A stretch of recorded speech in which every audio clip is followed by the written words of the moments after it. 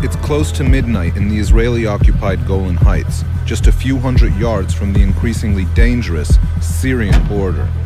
A team of Israeli soldiers is preparing for a special operation. It's potentially dangerous, and it's the first time they've invited journalists to witness anything like it. כולם להיות בהאזנה, בסדר, אני מזכיר, זה לילה, השקט הוא מבורך, אתם תשמעו אותי מדבר כל הזמן. היה פה הסתובבות חריגה, בסדר, ביומיים האחרונים, בכל האזור של המרחב הזה. תצפית שהייתה אתמול של 4 חבר'ה, אני אומר, בוודאות תצפית, עדיין לא ברור מי הם או מה הם, אוספים על זה עדיין מודיעין, אז להיות ערניים, להקשיב, מה שנקרא, לרכשים משמאל, לרכשים מימין, מה שנקרא, הערנות שלנו זה מה שיציל אותנו. כך פחות מהדאגה.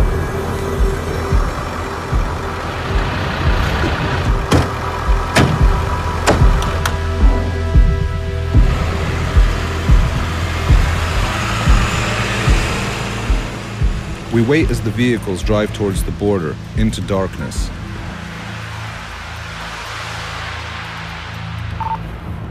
Five minutes later, some news over the radio.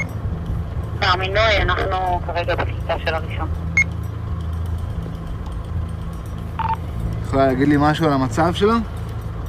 פציעה בבטן ובחזה מירי מאתמול. קיבלתי פציעה בבטן ובחזה ירי מאתמול.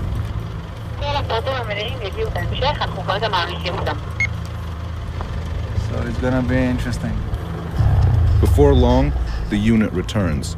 The first part of their mission is a success. Only the mission probably isn't what you think. Rather than fighting their enemies, the Israelis are rescuing them. Rather than fighting their enemies, the Israelis are rescuing them. I noticed in your statistics that 90% of the people you treat here are men. Are you sure none of them are fighters? I don't know. This question clearly made the doctor uncomfortable, maybe justifiably so. The Israeli public might not be too keen on the fact that Israeli doctors are helping fighters who hate Israel only a bit less than they hate the Syrian regime. We head into another room where 3 wounded Syrian fighters have been convalescing since July. 2 quickly covered their faces with blankets, but we could see the characteristic long hair of Islamist fighters. Outside, an IDF soldier remains on guard 24 hours a day. We head into another room where 3 wounded Syrian fighters have been convalescing since July. 2 quickly covered their faces with blankets, but we could see the characteristic long hair of Islamist fighters. Outside, an IDF soldier remains on guard 24 hours a day. Syrian opposition leader has hailed Israeli Prime Minister Benjamin Netanyahu for expressing support for insurgents wounded during the conflict in Syria. Mohammad Badia said the Syrian opposition is grateful to Netanyahu for his Thursday's visit to a field hospital in the occupied Golan Heights. Israeli doctors are treating Syrians, including anti-government militants there. The Turkey-based leader added that Netanyahu's visit sent an important message. During the visit, Israeli Premier said that giving medical care to Syrians shows the true face of Israel. Syria and Israel are virtually at war. Last year, the Israeli military carried out at least 3 airstrikes against Syria. Damascus accuses Tel Aviv and its Western allies of aiding al-Qaeda-linked insurgent groups. Now, new photos from the Golan Heights further prove Tel Aviv's support for al-Qaeda-linked militants who have been wreaking havoc in Syria. The photos obtained by Press TV show Takfiri militants from the Nusra Front next to the Israeli soldiers.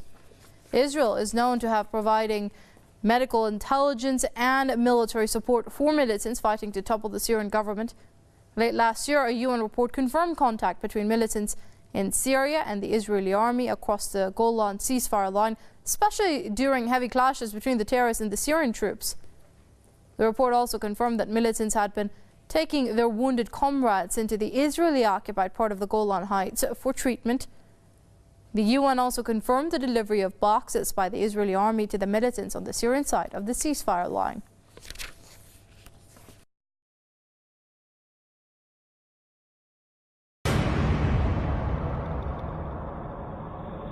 The Iraqi army and the volunteer force have successfully recaptured a number of fallen cities from ISIS.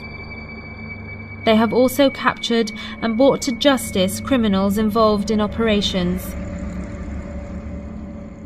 We exclusively speak to an ISIS prisoner who we believe was not under any pressure to confess. شو وقت انتميت داعش؟ شهر 8 2014 صار واحد هناك سيدي منطقتنا دعانا ننتمي وياهم سيدي وانتميت وياهم. جيت على طريق سامرة بغداد وقررت توديه شخص اسمه حج فاضل لبغداد. سيدي جبتها وجيت وسلمت الحج فاضل لبغداد بالجادرية. سيدي سلمت لي اياه ورجعت للبيت. ببغداد؟ ببغداد سيدي. ثانية؟ سيدي العملية الثانية سيدي وديت سيارة مفخخة للنجف سيدي. سيدي هم خابرني قال لي تجيني المضاف فرحت. سيدي بت الثانية ونص الصبح جبت سيارة هم سوناتا سيدي هم على نفس الطريق طريق سامرة بغداد على بغداد سيدي وطلعت بيها على النجف. سيدي وصلت المغرب طبقتها أمام حسينية سيدي وبعدين صار وقت أذان المغرب جاي أذن المغرب سيدي.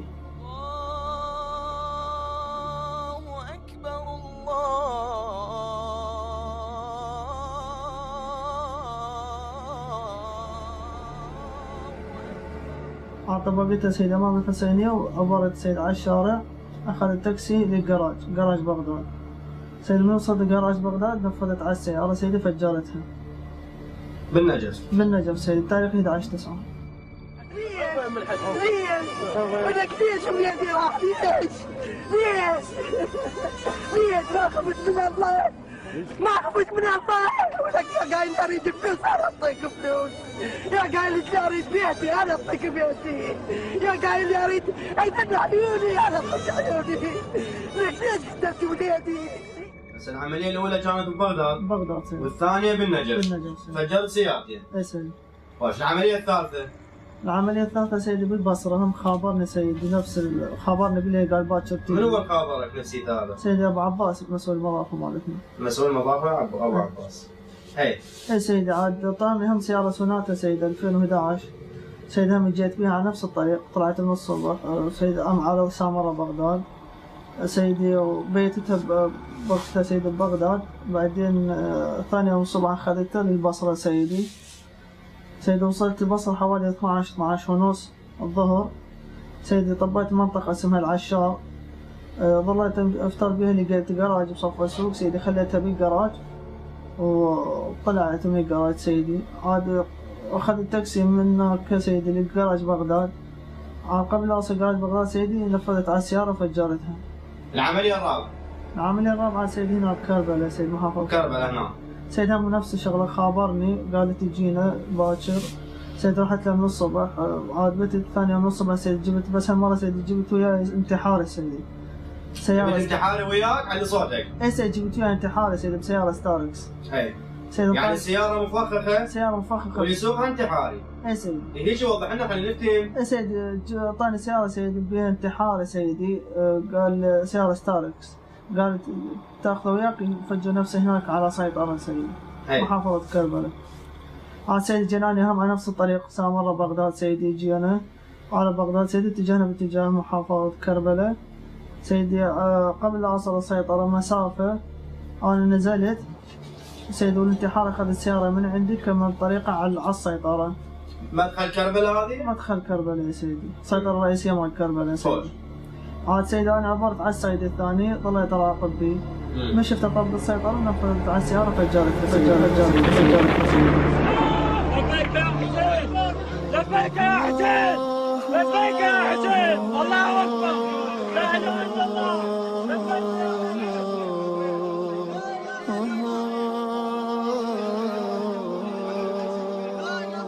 يعني فجرت ستاركس وانتحاري بكربلاء بالسيطرة سيدي السيطرة الرئيسية مال كربلاء. يعني تقريب شفت الانفجار؟ اي سيدي. شفت الناس تذبحت؟ اي سيدي. مو؟ اي سيدي.